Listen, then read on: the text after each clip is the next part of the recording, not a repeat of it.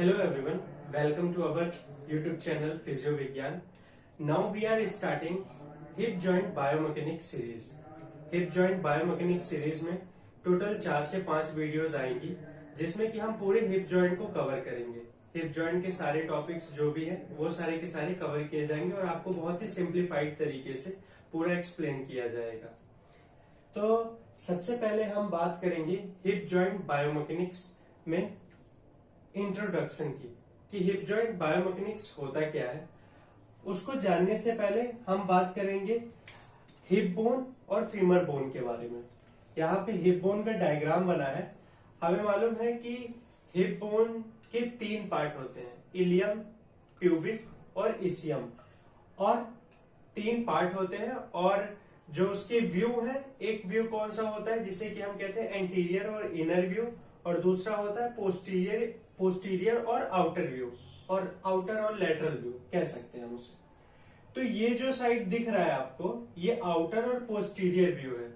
Outer और posterior view जिसमें कि क्या होता है, एसिटाबुलम कैविटी होती है ना, ऑब्टूरेटर फोरामेन के जस्ट ऊपर एसिटाबुलम कैविटी होती है। तो हमें इसमें क्या देखना है कि एसिटाबुलम कैविटी, इसी कैविटी में हमारा जो फीमर हेड है वो क्या करता है, आर्टिकुलेट करता है। तो हिप बोन के आउटर और पोस्टीरियर व्यू में एसिटाबुलम कैविटी है जिसमें कि हमारा हेड ऑफ द फीमर क्या करेगा, आर्टिकुलेट करेगा। अब यहाँ पे हम देखेंगे फीमर बोन के बारे में। ये फीमर का हेड है, ये नेक है, ग्रेटर ट्रोकेंटर और लेसर ट्रोकेंटर, और ये साथ में लीनिया एस्पेरा जो की होती है। तो हेड ऑफ द फीमर जो होता है, हेड ऑफ द फीमर, उसमें क्या होता है, फोबिया फोसा होता है। फोबिया फोसा, जो कि हम आगे बात करेंगे कि इसमें कौन सा लिगामेंट अटैच होता है। और ये है क्या, अपना हेड ऑफ फीमर, जो कि क्या करेगा, हेड ऑफ फीमर आर्टिकुलेट करता है हिप बोन के एसिटाबुलम कैविटी के साथ और बनाता है हिप जॉइंट। तो हिप जॉइंट जो है वो 2 बोन से मिलकर के बनता है, हिप बोन और फीमर का हेड। तो क्या है, it is a synovial joint. ये एक तरीके का साइनोवियल जॉइंट है जिसमें कि साइनोवियल मेम्ब्रेन होती है और बॉल एंड सॉकेट वेराइटी का होता है ना। ये सॉकेट है और ये बॉल है ना। तो बॉल एंड सॉकेट वेराइटी का है और साइनोवियल जॉइंट। आर्टिकुलर सफिक्स क्या है इसका, head of the femur with acetabulum cavity of hip joint, है ना, हिप बोन। तो ये क्या है, अपनी हिप बोन है, उसमें ये एसिटाबुलम कैविटी है और head of the femur, femur का हेड मिल करके क्या बनाते हैं, हमारा हिप जॉइंट बनाते हैं। अब इसमें हम इनको थोड़ा और ज्यादा डीप में देखेंगे।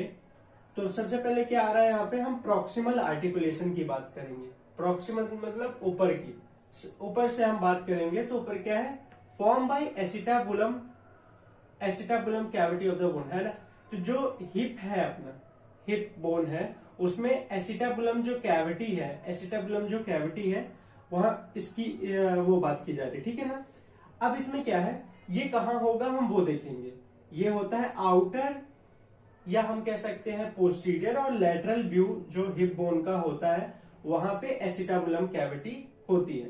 ये हम लोग को समझ में आ गया कि हिप बोन है, हिप बोन के आउटर और पोस्टीरियर पार्ट में एसिटाबुलम कैविटी है ऑब्टूरेटर फोरामेन के ऊपर, और वहां पे क्या होता है, एसिटाबुलम कैविटी के साथ head of the femur articulate करता है। अब acetabulum is like cup shaped और नियरली सर्कुलर, और we can say the horseshoe shape. तो एसिटाबुलम कैविटी कह रहा है कि एसिटाबुलम कैविटी कप शेप की होती है या हॉर्सशू शेप की होती है, और हम ये भी कह सकते हैं कि नियरली थोड़ा सर्कुलर होती है। नॉर्मल डेप्थ जो होती है एसिटाबुलम कैविटी, क्योंकि ये कैविटी है और इसके अंदर हेड को जाना है, तो इसका एसिटाबुलम कैविटी का कुछ ना कुछ डेप्थ होगा। तो उसे हम क्या कहते हैं, 25 डिग्री ऑफ विनबर। डेप्थ को हम विनबर कहते हैं, और कितना डेप्थ होता है, 25 डिग्री। तो 25 डिग्री ऑफ विनबर कितना होता है, किसमें होता है, एसिटाबुलम कैविटी में होता है। तो ये पूरा है हमारा प्रॉक्सिमल आर्टिकुलेशन के बारे में, कि एसिटाबुलम कैविटी के बारे में, कि उसमें क्या क्या होता है। इसके बाद बात करेंगे हम किसकी, डिस्टल आर्टिकुलेशन के बारे में। डिस्टल आर्टिकुलेशन मतलब कि जो दूर की ओर जो जॉइंट फॉर्म कर रहा है, जो बोन जॉइंट में बन रहा है ना। तो वहां पे किसकी बात होगी, हमारे हेड ऑफ द फीमर की बात होगी। Distal articulation formed by head of the femur, है ना।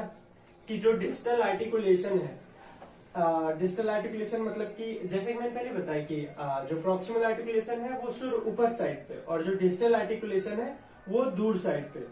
तो डिस्टल आर्टिकुलेशन किससे फॉर्म हो रहा है? हेड ऑफ द फीमर से फॉर्म हो रहा है। और जो ये हेड होता है फीमर का वो किस शेप का होता है? स्फेरिकल शेप का होता है। ठीक है, जो हेड ऑफ द फीमर है वो स्फेरिकल शेप का है और पूरा जो हेड होता है उसमें 2/3 of the part of head, 2/3 of the part of the femur head वो आर्टिकुलेट करता है किसके साथ? हमारे एसिटाबुलम कैविटी के साथ। मतलब कि जो 2/3 भाग है पूरे हेड का वो आर्टिकुलेट कर रहा है एसिटाबुलम कैविटी के साथ। अब यहाँ पे आगे क्या है? Head connect to the shaft through neck. अब बता रहे हैं इसमें कि जो हेड है वो शाफ्ट के साथ कनेक्टेड रहता है थ्रू नेक, है ना। नेक, हेड के बाद नेक आएगा और फिर उसके बाद शाफ्ट आएगा। अब इसमें क्या बता रहे हैं कि हेड ऑफ द फीमर में एक डिप्रेशन होता है जिसे कि हम क्या कहते हैं? फोबिया कहते हैं। और उस फोबिया से हमारा लिगामेंटम टेरिस क्या होता है? अटैच होता है, जो कि जॉइंट को बना करके रखता है, बोन को पकड़ करके रखता है। इसके बाद क्या है? Head of the femur is superior, medial and inferior order in hip joint. अब हिप जॉइंट में जो हेड ऑफ द फीमर है वो कैसे प्रेजेंट होता है? थोड़ा सुपीरियरली और मीडियली एंड इंफीरियर ऑर्डर में हमारा हिप जॉइंट जो होता है पूरा वो प्रेजेंट होता है। तो ये हमने बात की प्रॉक्सिमल आर्टिकुलेशन और डिस्टल आर्टिकुलेशन के बारे में। और अब हम बात करेंगे एसिटाबुलम लैब्रम के बारे में। Acetabulum labrum attached as the periphery of acetabulum cavity, है ना। कि जो एसिटा हमने देखा था हिप बोन के आउटर साइड पे जो एसिटाबुलम कैविटी थी, उस कैविटी के पेरिफेरी में, उस कैविटी के पेरिफेरी में लैब्रम जो होता है वो क्या होता है? अटैच होता है। लैब्रम है क्या? फाइब्रोकार्टिलेजिनस स्ट्रक्चर है, सॉफ्ट टिश्यू है जो कि एसिटाबुलम कैविटी के पेरिफेरी में अटैच हो रहा है। ठीक है, इसका फंक्शन क्या होता है कि जो कनकेविटी है, जो एसिटाबुलम कनकेविटी है, उस कनकेविटी को बढ़ा देना, है ना, क्योंकि उसके पेरिफेरी में है। ऐसे ये एसिटाबुलम कैविटी है और जो एसिटाबुलम लैब्रम है वो यहाँ पे पूरे प्रेजेंट हो जाता है, पूरे पेरिफेरी में प्रेजेंट है ना। तो क्या हो रहा है? इससे कनकेविटी और ज्यादा बढ़ रही है और कनकेविटी जितनी ज्यादा बढ़ेगी हेड उतना ही अच्छे से फिट होगा और जिससे कि क्या होगी? स्टेबिलिटी भी बढ़ेगी। अब आगे क्या है? Labrum contain lots of free nerve ending. अब जो हमारा एसिटाबुलम लैब्रम होता है उसमें बहुत सारी नर्व एंडिंग्स मिल जाती हैं जो कि हेल्प करता है प्रोप्रियोसेप्टर के फंक्शन में। अब इसके बाद हम बात करेंगे कि हिप जॉइंट में हमारे नर्व सप्लाई कौन कौन सी होती है, हिप जॉइंट के थ्रू कौन कौन सी नर्व सप्लाई होती है। तो ऑब्टुरेटर नर्व है जो कि अपने एडक्टार मसल्स को सप्लाई करता है। सियाटिक नर्व हैम्स वगैरह से नीचे की ओर जाता है और फिर उसके दो डिवीजन होते हैं। फिर फेमोरल नर्व जो कि हमारे आगे की मसल्स है ना, वास्टस, क्वाड्स, सार्टोरियस, इन सभी को सप्लाई करती है। अब हम बात करेंगे लिगामेंट्स का। हिप जॉइंट में लिगामेंट का बहुत ही ज्यादा इंपॉर्टेंट रोल है।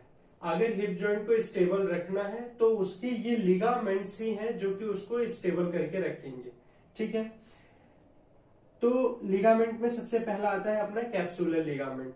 कैप्सुलर लिगामेंट जो जॉइंट कैप्सूल होता है उसी की हम बात कर रहे हैं। वो कैप्सुलर लिगामेंट पूरे जॉइंट को कवर करके रखता है। दूसरा है ligamentum terrace. Ligamentum terrace head of the fovea से निकल के स्टेबुलम कैविटी में जाता है। तीसरा ट्रांसवर्स स्टेबुलम लिगामेंट, ये एंटीरियर लैब्रम से ओरिजिनेट हो करके पूरे हमारे फीमर को कवर करते हुए posterior horn of the labrum में इंसर्ट होता है। ठीक है, तो ये भी उसको ऐसे कवर करता है। इलियोफेमोरल लिगामेंट, इलियोफेमोरल लिगामेंट मींस की जो इलियम बोन है अपनी, है ना, हिप बोन मैंने बताया था कि हिप में 3 है, इलियम, इशियम और प्यूबिक। तो इलियम से निकल के फीमर में जाके अटैच होती है तो ऐसे कनेक्ट करती है। फिर अपनी इशियोफेमोरल लिगामेंट सेम इशियम बोन से निकल के फीमर में अटैच हो रही है। और लास्ट है प्यूबोफेमोरल लिगामेंट जो कि प्यूबिक बोन से निकल के फीमर में अटैच होती है।